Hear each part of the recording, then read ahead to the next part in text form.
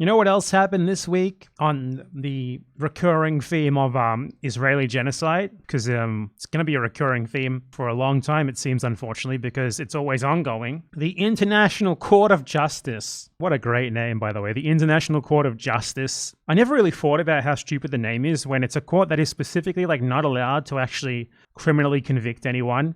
But its name is the International Court of Justice. Like, what kind of justice does it dole out? It doesn't actually have the power to force any country to do anything, or even put sanctions against individuals.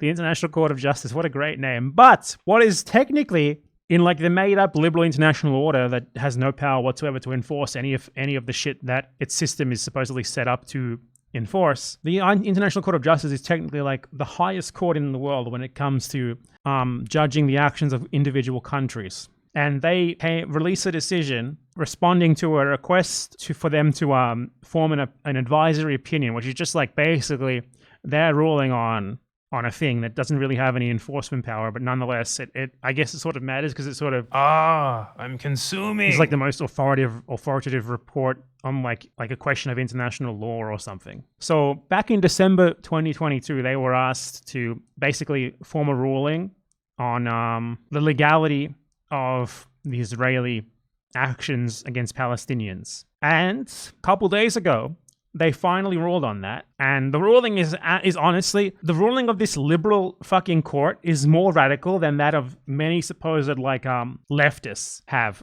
on Israeli settlers, like Lonabox. For Lonabox, the International Court of Justice just officially declared themselves Hamas with what they ruled. So the ICJ ruled basically what everyone already knew because it was fucking obvious, that Israel's presence in occupied Palestinian territories is illegal and should end. Obviously. That means West Bank, Gaza, East Jerusalem, according to them. Now, we all know that that's not all of Palestine, but can't expect much more from a fucking UN court. But very interesting thing about this is that they also said that existing settlements must be removed, meaning existing settlers must be removed. The fucking International Court of Justice is more radical than supposed leftist YouTubers who are oh, but then they live there now, we can't get rid of the poor settlers. And then the fucking ICJ, JDPON ICJ is settlers out now. Settlers out now. There's no room, they can't come there. But basically they made as harsh of a ruling as a liberal court could go, which is basically East Jerusalem, Gaza, and the West Bank are all Palestinian territory. Israel is not allowed to be there in any capacity whatsoever. And they and any people who are there under their protection or their power must leave immediately. And all of their activities there, are illegitimate and wrong, blah, blah, blah.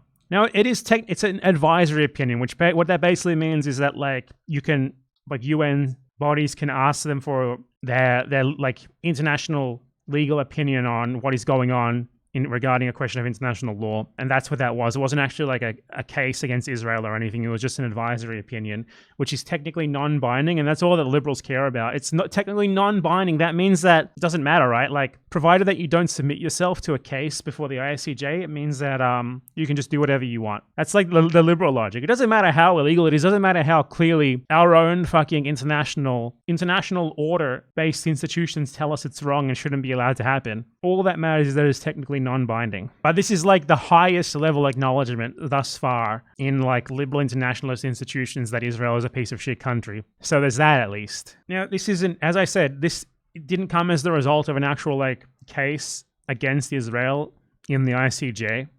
And even then, an actual real legal case against Israel at the ICJ would make a ruling that would rely on the Security Council to enforce it. And the Security Council has the US on it, which has a veto. So it wouldn't be allowed to happen. The ICJ could make a ruling against it would find 100% full genocide being committed by Israel in Gaza, and the USA would still be able to block any action being taken against that. So in terms of actual practical usefulness, practically useful, yeah, it is actually pretty practically useful because it means that, and the Israelis themselves realize this because they immediately came out to be no, this isn't true, this is wrong. The ICJ is Hamas. Because the fact of the matter is that liberal institutions, the highest liberal institution in the world that could really make a determination like this, actually, being Israel is bad and must remove all settlers immediately, is horrible for Israel because they and their allies can't even pretend that they're doing something in regards to liberal international law. And it just makes the veil of their justifications for supporting Israel even more obviously bullshit.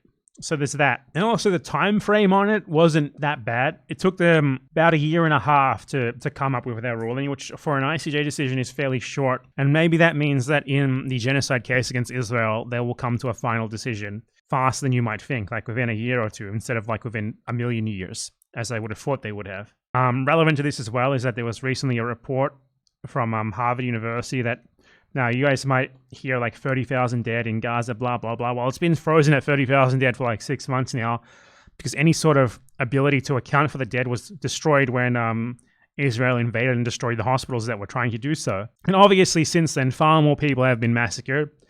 And now the estimates are at like 180,000 total. Pretty difficult to form an ongoing, like verified estimate of how many people are being killed in an ongoing, literal, on-the-ground, large-scale genocide, isn't it? So there's no fucking way it's only 30,000. I mean, 30,000 is a ludicrous number, but they're killing hundreds every single day. So it's increasing. It's gonna be increasing until finally fucking Donald Trump gets elected president and launches a full-scale military intervention in Gaza to protect the Palestinian people, as Jackson Hinkle probably fucking thinks he will do. God. Like the estimates of any sort of actual like on the ground verified count of the dead, which is based on like actual they're having corpses or seeing like a news report or a relative reporting someone dead, is always way higher than that because most deaths aren't actually reported. There's no fucking way to know for sure until afterwards, but it's certainly way higher than is reported. So people are like the UN said in Ukraine they killed this amount of people total. That's only the amount of people who are like named and positively identified. You know, there's 4 million identified victims of the Holocaust. Where's the other 2 million?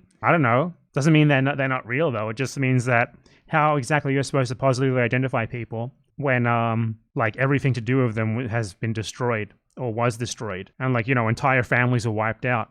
Same sort of thing happening in Gaza. Like, who's going to report someone dead when they kill their entire family? Who's going to report, you know, what records will there be that this person is dead when any record of their existence was intentionally destroyed? Like, when you think about it, it would be really easy to remove any sort of paper evidence of the existence of a lot of people in the world. Not like in, you know, first world countries and places like that, but in like third world countries where record keeping isn't that great. Or like a place like Gaza, for example, where there's an occupying, attacking, evil genocidal power like Israel, which is capable of destroying records and any sort of physical evidence that these people ever existed. So, yeah, those are the latest developments in regards to the ongoing genocide in Gaza, I suppose, though technically the ruling by the ICJ doesn't actually have anything to do with Gaza. It was requested beforehand, and it's basically just them officially recognizing what everyone already knows, everyone except Lonabox, of course, who's going to be up in a right fucking pickle about this. Is not going to be very happy with that, is he?